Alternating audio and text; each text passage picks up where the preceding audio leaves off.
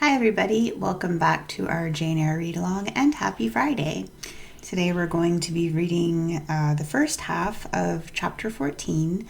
When we left off yesterday, Jane had her first real conversation with Rochester and talked to Mrs. Fairfax about how peculiar he seemed, and Mrs. Fairfax told Jane a little bit about his family history, but it was still kind of vague. So I'm going to start off with chapter 14, but don't forget that you can download your own copy of Jane Eyre on Overdrive or Libby. You can also use Overdrive on your browser, your web browser on your laptop or desktop if you like that more. And there's lots of free copies out there too, like on Google Books and archive.org. Okay, so here we go. For several subsequent days, I saw little of Mr. Rochester. In the mornings he seemed much engaged with business, and in the afternoon, gentlemen from Millcote or the neighborhood called, and sometimes stayed to dine with him. When his sprain was well enough to admit of horse exercise, he rode out a good deal, probably to return these visits, as he generally did not come back till late at night. During this interval, even Adele was seldom sent for to his presence, and all my acquaintance with him was confined to an occasional rencontre in the hall, on the stairs, or in the gallery, where he would sometimes pass me haughtily and coldly, just acknowledging my presence by a distant nod or a cool glance, and sometimes bow and smile with gentlemanlike affability. His changes of mood did not offend me, because I saw that I had nothing to do with their alternation. The ebb and flow depended on causes quite disconnected with me. One day he had had company to dinner, and had sent for my portfolio, in order, doubtless, to exhibit its contents. The gentleman went away early to attend a public meeting at Millcote, as Mrs. Fairfax informed me. But the night being wet and inclement, Mr. Rochester did not accompany them. Soon after they were gone, he rang the bell. A message came that I and Adele were to go downstairs. I brushed Adele's hair and made her neat, and having ascertained that I was myself in my usual Quaker trim, where there was nothing to retouch, all being too close and plain, braided locks included, to admit of disarrangement, we descended. Adele wondering whether her little box was at length come, for owing to some mistake, its arrival had hitherto been delayed. She was gratified. There it stood, a little carton on the table, when we entered the dining-room.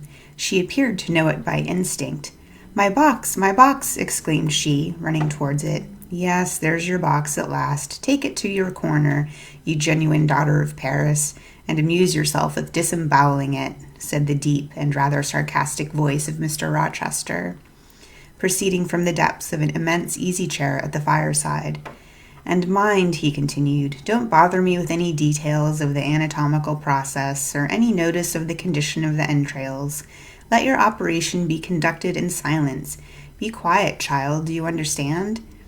Adele seemed scarcely to need the warning. She had already retired to a sofa with her treasure, and was busy untying the cord which secured the lid. Having removed this impediment and lifted certain silvery envelopes of tissue paper, she merely exclaimed, "Oh, heaven, it's beautiful!" and then remained absorbed in ecstatic contemplation. "Is Miss Eyre there?" now demanded the master, half rising from his seat to look round to the door near which I stood. "Ah, well, come forward. Be seated here." He drew a chair near his own. "I am not fond of the prattle of children," he continued, "for, old bachelor as I am, I have no pleasant associations connected with their lisp. It would be intolerable to me to pass a whole evening with a brat. Don't draw that chair farther off, Miss Eyre. Sit down exactly where I placed it, if you please, that is. Confound these civilities. I continually forget them, nor do I particularly affect simple-minded old ladies. By the by, I must have mine in mind. It won't do to neglect her. She is a Fairfax, or wed to one, and blood is said to be thicker than water." He rang and dispatched an invitation to Mrs. Fairfax, who soon arrived, knitting basket in hand. "Good evening, madam. I sent to you for a charitable purpose. I have forbidden Adele to talk to me about her presence, and she is bursting with repletion. Have the goodness to serve as her auditress and interlocuteur. It will be one of the most benevolent acts you ever performed." Adele, indeed, no sooner saw Mrs. Fairfax and she summoned her to her sofa, and there quickly filled her lap with the porcelain, the ivory, the waxen contents of the box, pouring out meantime explanations and raptures in such broken English as she was mistress of. "Now I have performed the part of a good host," pursued Mr. Rochester, "put my guests into the way of amusing each other, I ought to be at liberty to attend to my own pleasure. Miss Eyre, draw your chair still a little further forward. You are yet too far back. I cannot see you without disturbing my position in this comfortable chair, which I have no mind to do." I did as I was bid, though I would much rather have remained somewhat in the shade. But Mr. Rochester had such a direct way of giving orders, it seemed a matter of course to obey him promptly. We were, as I have said, in the dining-room. The lustre, which had been lit for dinner, filled the room with a festal breadth of light. The large fire was all red and clear. The purple curtains hung rich and ample before the lofty window and loftier arch. Everything was still, save the subdued chat of Adele. She dared not speak loud, and, filling up each pause, the beating of winter rain against the panes. Mr. Rochester, as he sat in his damask-covered chair, looked different to what I had seen him look before. Not quite so stern, much less gloomy. There was a smile on his lips, and his eyes sparkled. Whether with wine or not, I am not sure, but I think it very probable. He was, in short, in his after-dinner mood, more expanded and genial, also more self-indulgent than the frigid and rigid temper of the morning. Still, he looked preciously grim, cushioning his massive head against the swelling back of his chair, and receiving the light of the fire on his granite-hewn features, and in his great dark eyes, for he had great dark eyes, and very fine eyes too, not without a certain change in their depth sometimes, but, if it was not softness, reminded you at least of that feeling.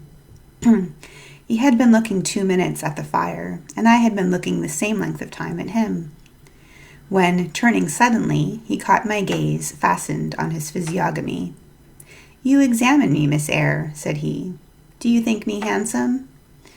I should, if I had deliberated, have replied to this question by something conventionally vague and polite, but the answer somehow slipped from my tongue before I was aware. "No, sir."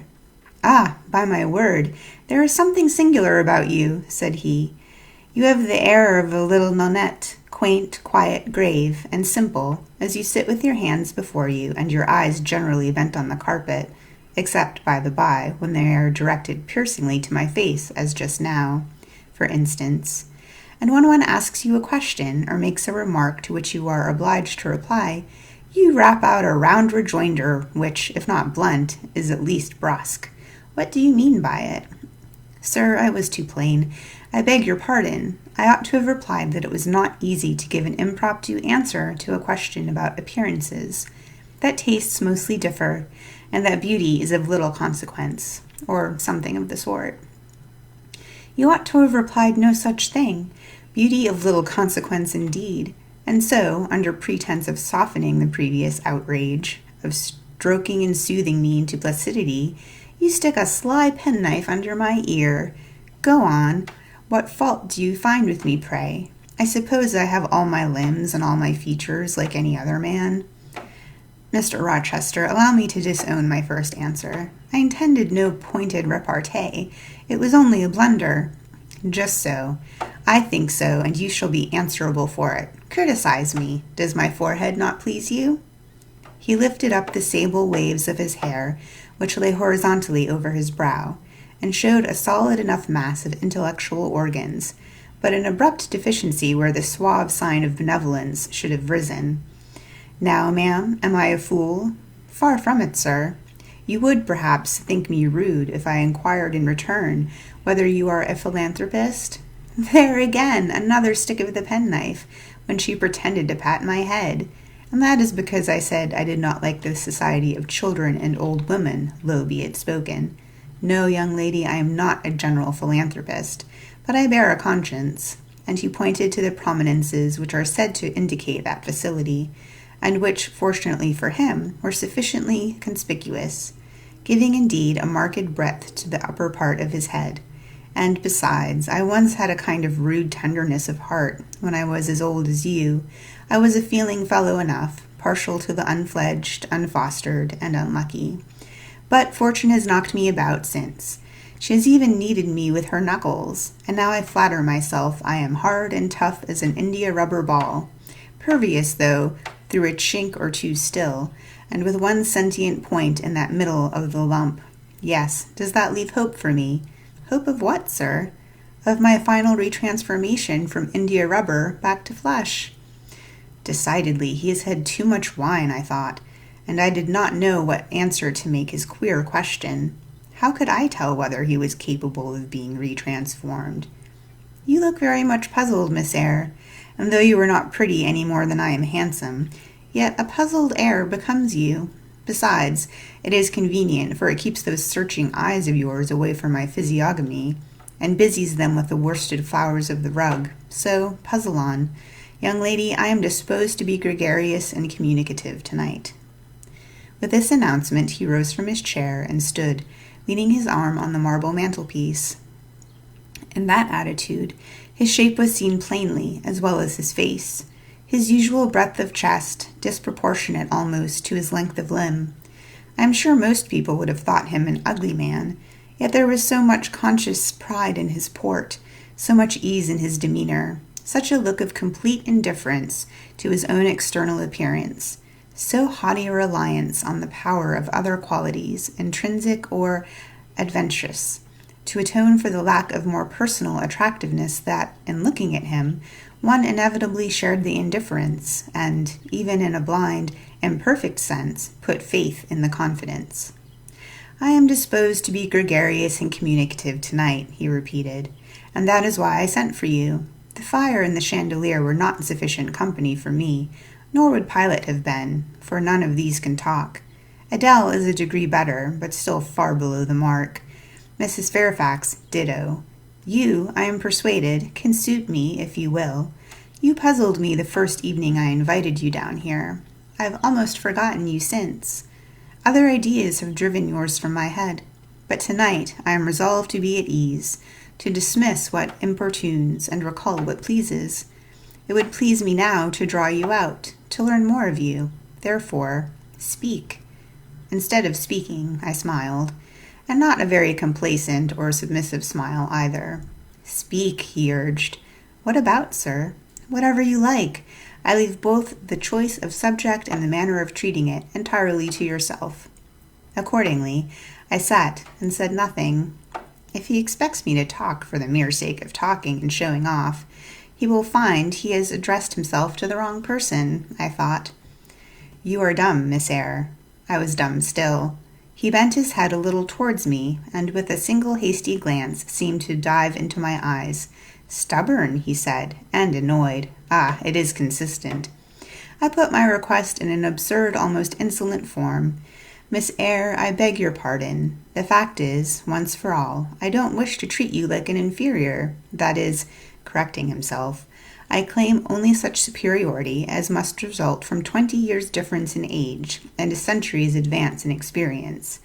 This is legitimate, and it is by virtue of this superiority, and this alone, that I desire you to have the goodness to talk to me a little now, and divert my thoughts, which are galled with dwelling on one point, cankering as a rusty nail. He had deigned an explanation, almost an apology, and I did not feel insensible to his condescension, and would not seem so.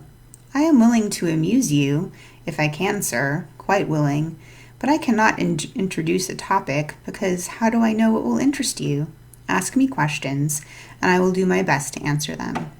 Then, in the first place, do you agree with me that I have a right to be a little masterful, abrupt, perhaps exacting sometimes on the grounds I stated, namely that I am old enough to be your father, and that I've battled through a varied experience with many men of many nations, and roamed over half the globe, while you have lived quietly with one set of people in one house? Do as you please, sir. That is no answer, or rather it is a very irritating one, because a very evasive one. Reply clearly.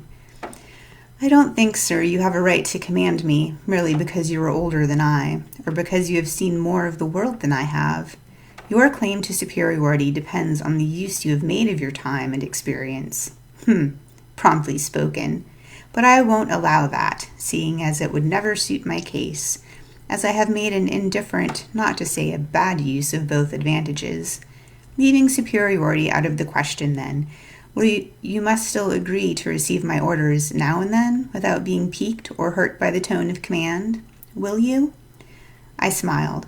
I thought to myself, Mr. Rochester is peculiar. He seems to forget that he pays me £30 per annum for receiving his orders. And that takes us halfway through the chapter. I hope you enjoyed it. This is one of those times when I really like the conversation between Rochester and Jane, because they both say what they think and they get a little grumpy with each other.